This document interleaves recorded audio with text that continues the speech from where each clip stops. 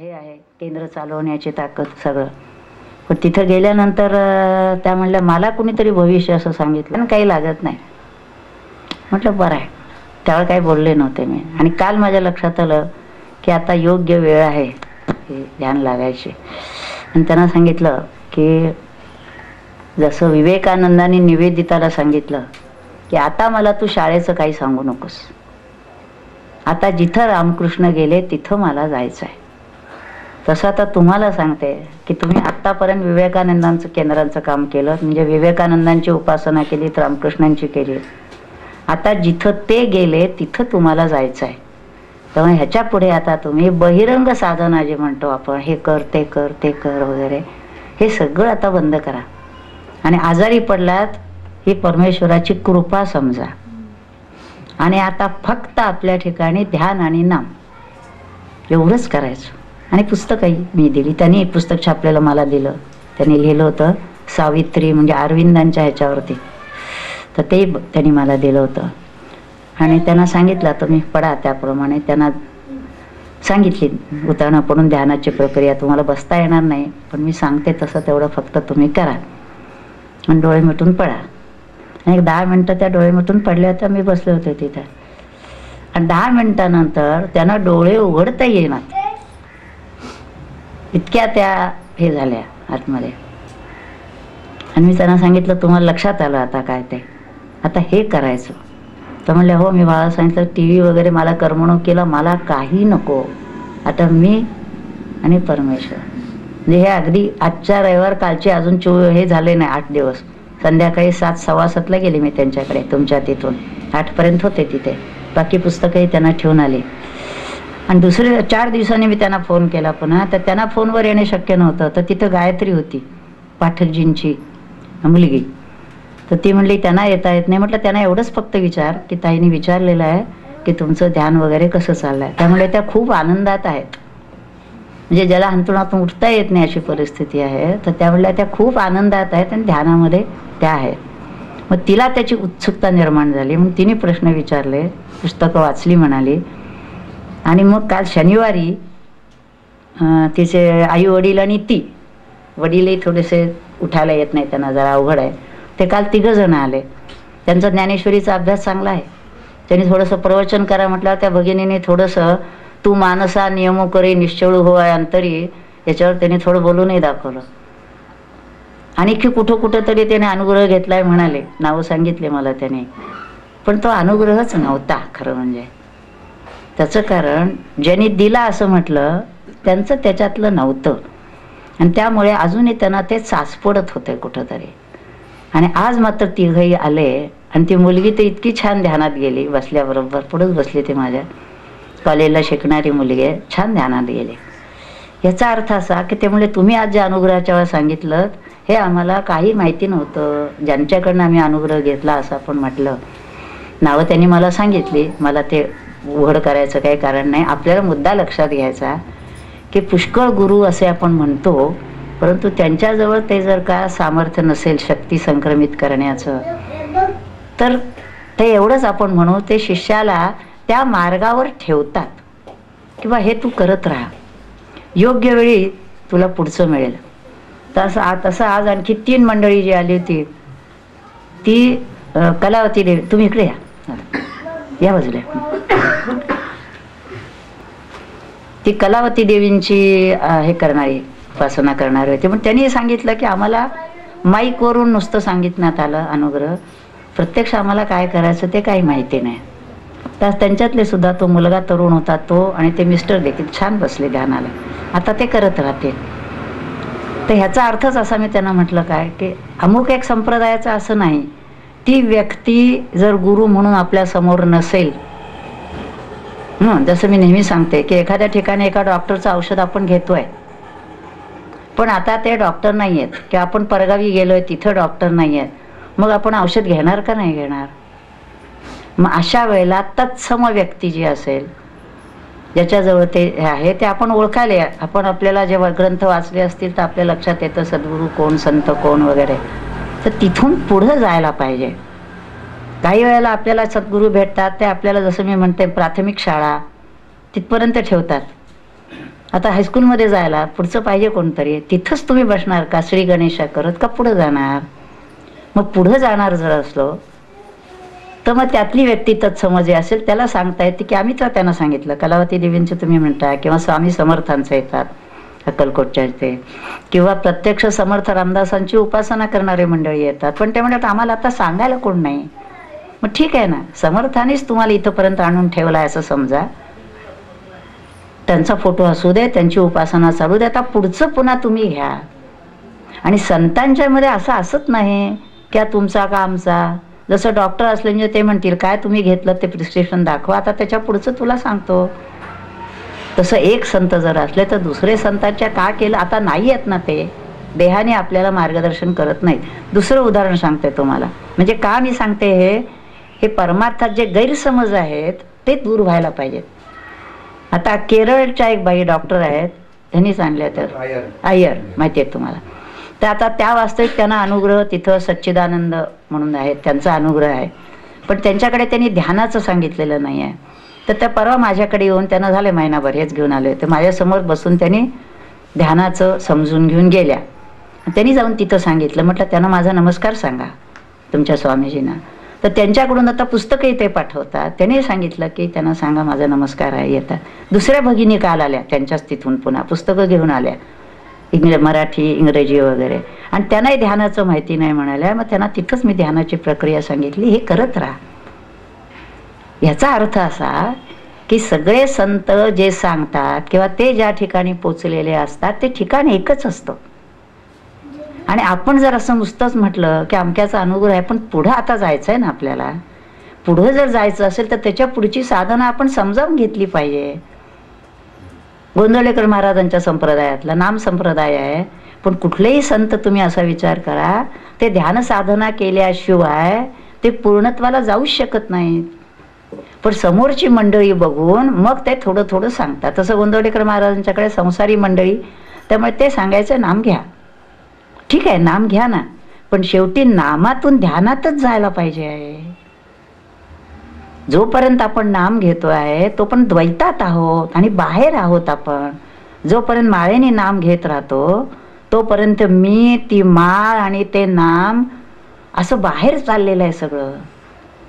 आता ते नाम ज्याचं आपण घेतो ते नाम घेणारा नामधारक आणि ज्याचं नाम घेतो तो, म्हणजे ते तिन्ही मिळून एकच आहेत, हा बोध व्हायचा असेल तर ते नाम देखील थांबून गेलं पाहिजे. म्हणजे बाहेरचं नाम थांबलं पाहिजे, श्वासावर नाम सुरू झालं पाहिजे आणि पुढे श्वासावरचं नाम देखील थांबून गेलेलं आहे आणि तो त्या स्वरूपाशी एकरूप झालेला आहे.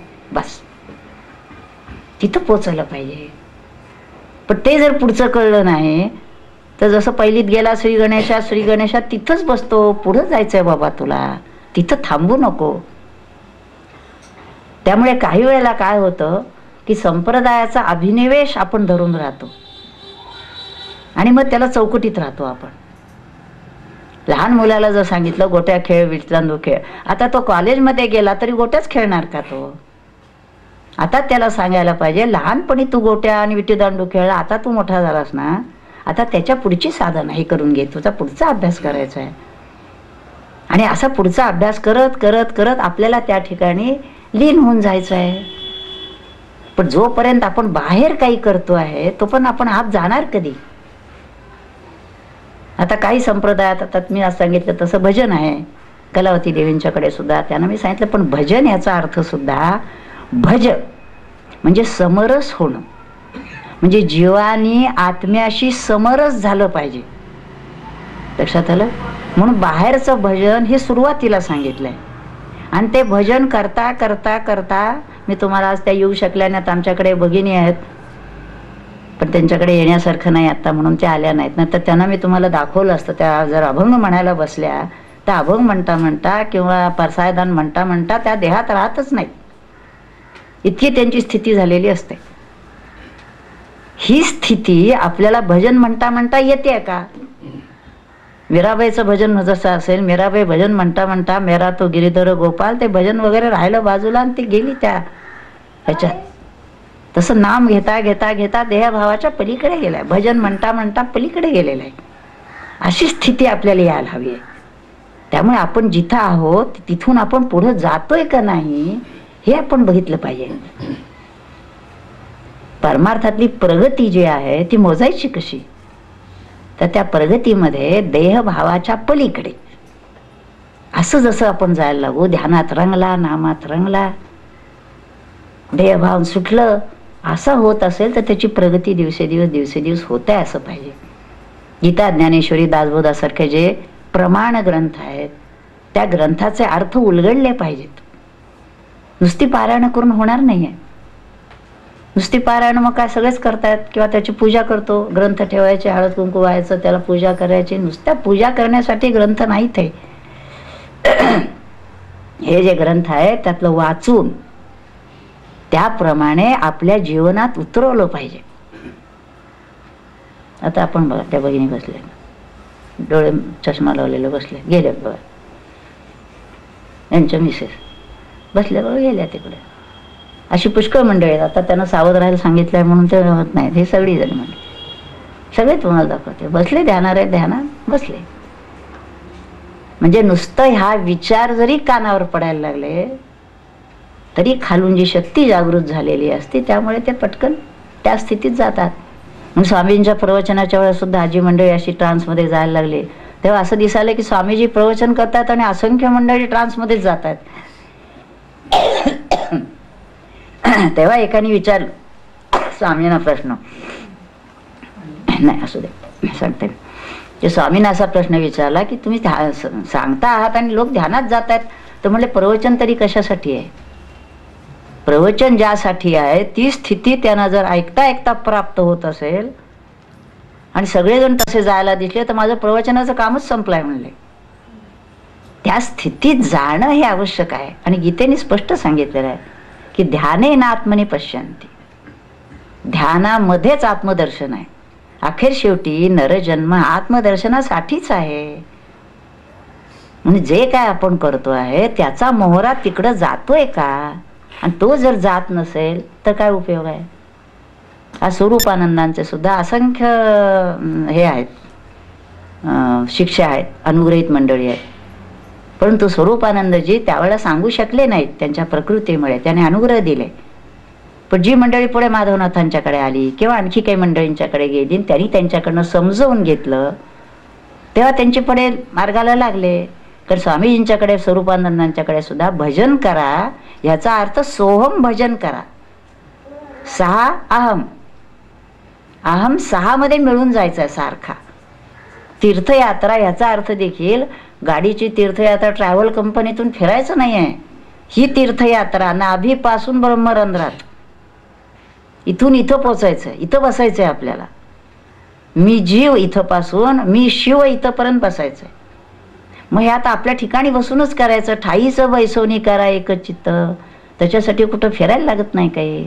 पण पुष्कळ मंडळींचं काय होतं की आम्ही अमक्या संप्रदायाचे, आमचे अमुक गुरु असं म्हणून तिथं जे पक्के बसतात ना, असं न बसता पुढं काय सांगा, पुढं काय हे समजून पुढं जाता आलं पाहिजे. लक्षात आलं? आणि खरा संप्रदाय ते संत जर असतील ना तर त्यांच्या ठिकाणी त्यांच्या अनुयायांनी सुद्धा असा अभिनिवेश धरता कामा नये. सगळे संप्रदाय एक, सगळे संत एक, मात्र ते संत पाहिजेत. बुवा महाराज असतील तर एक नाही, मग त्यांचं तंत्र वेगळं असतं, आपण त्याच्या नादी नाही लागायचं. पण संत जर असतील तर ते सगळे म्हणतील की ठीक आहे, तुला तिथं जायचं आहे ना, तुझी साधना. आता काही मंडळी आली की सांगतात की असं असं करतोय, मी त्यांना सांगते बसा इथे, काय ते म्हणते हे ठीक चाललेलं, आता इथून पुढे चला, अजून पुढे जायचंय, अजून पुढे जायचंय. लक्षात आलं? त्यामुळे त्यावेळेला जे आपल्याला सांगितलेलं असेल, आम्ही डॉक्टरी शास्त्राप्रमाणे मी सांगते काही वेळेला की लहान मुलाला घेऊन जातात डॉक्टरकडे आणि त्याला सांगतात डॉक्टर दूध पाजायचं ना मुलाला, मग अर्ध पाणी अर्ध दूध त्याला द्या. आता हे 1-2 महिन्याच्या मुलाला सांगितलं असेल तर वर्षाचं मूल झालं तरी तुम्ही त्याला अर्ध पाणी घालून देणार का? लक्षात आलं? म्हणजे ते जसं त्याच्यात बदल करत जायला पाहिजे तसं आत्ता आपण जी साधना करतोय ती आत्ता आपल्या पातळीप्रमाणे सद्गुरूंनी आपल्याला सांगितलं की हे करा. आता त्याच्या पुढे मुक्कामाला पोचेपर्यंत अनेक पातळी आहेत. त्या पातळ्यावरून जात जात जात आपल्याला तिथं पोचायचं. मग अशा ठिकाणी अभिनिवेश नको.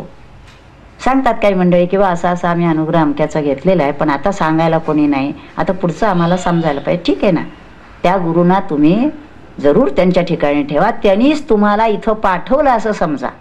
की आता पुढं ते सांगायला नाहीत ना, किंवा त्यांच्या संप्रदायात सांगायला कोणी नाही ना, मग त्यांनीच तुम्हाला इथं पाठवलं असं समजा.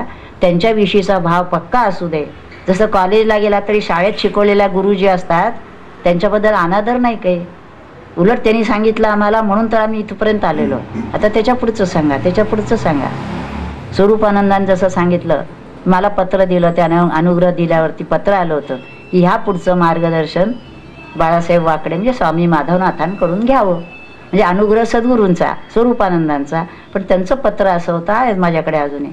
त्यामुळे माधवनाथांनी मला पुढचं मार्गदर्शन केलं. याचा अर्थ सद्गुरूंना जेव्हा आपल्या देहाने शक्य होत नाही तेव्हा ते सांगतात आता पुढचं. प्रत्यक्ष सांगतील तरी, नाही तर अशी काही गाठ घालून देतील त्या व्यक्तीची की तिथं लक्षात यावं की ह्याच्या पुढचं आपल्याला जायचं आहे. म्हणजे ह्या गोष्टीमध्ये पुष्कळ मंडळी असं विचारतात, ह्याच्यामध्ये गुरुद्रोह होतो का? नाही, हे आपल्या कल्पना आहेत सगळ्या. गुरुद्रोह वगैरे नाही. ते जर असतंय देहाने तर निश्चितच स्वामीजी सांगते तुमचे गुरु आहेत का? आहेत. मग तुम्ही त्यांच्याकडेच जा, त्यांनी तुम्हाला सांगितलंय ना, मग त्याच्या तिथंच तुम्ही करा काय जे सांग.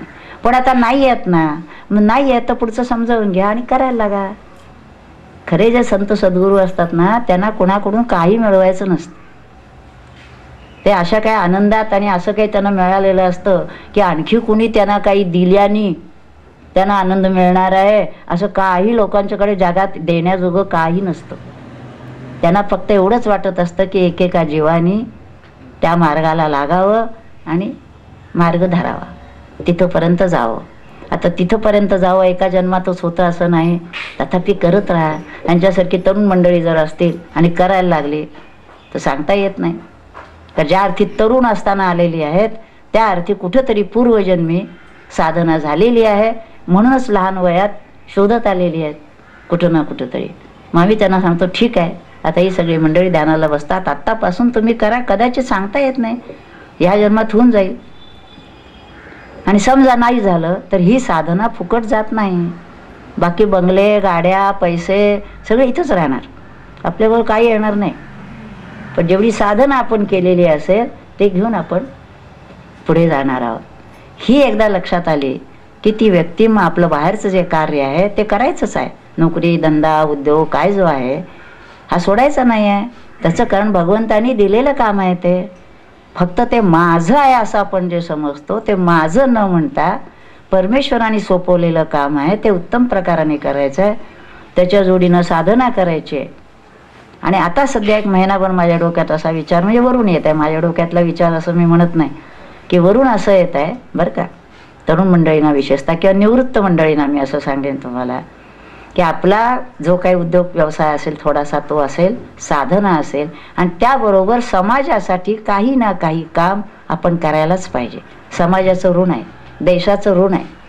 नुसते जर आपण आपल्या ठिकाणी रामराम करत बसलो परमेश्वराला ते अभिप्रेत नाही.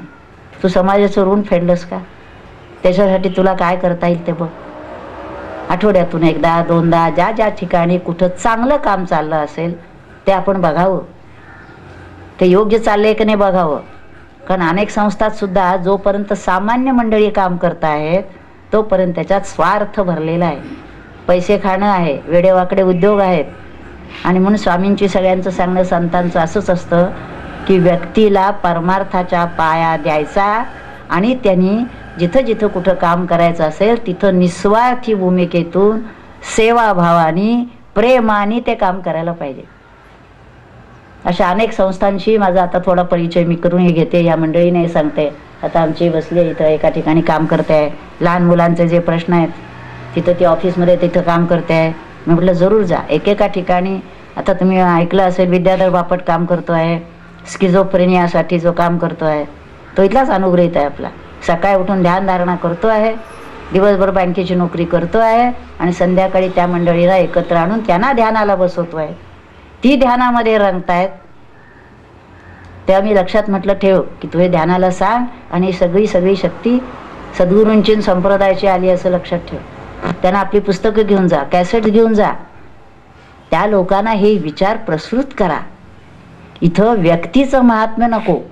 पक्क लक्षात ठेवा, संतांना सुद्धा आपलं महात्म्य वाढवलेलं आवडत नाही. त्यांनी जो बोध दिलेला आहे तो आपल्या आचरण. आरत्या वाळून काय होणार सांगा मला? त्यांना हार घातल्या आरत्यावर, ठीक आहे करा, पण त्यांनी जे सांगितलेलं आहे, जे शिकवलेलं आहे, जी साधना सांगितलेली आहे ती जर आपण केली तर त्यांना आनंद होणार आहे. शिक्षक आहेत, विद्यार्थी आहेत, विद्यार्थ्यांनी शिक्षकांना आणून एखादं फूल दिलं, काय एखादं पैसे दिले, तर ते शिक्षक म्हणतील तू अभ्यास करून चांगला हो. त्याचा आनंद त्यांना आहे. बाकीच्या गोष्टी मला देऊन काय करणार?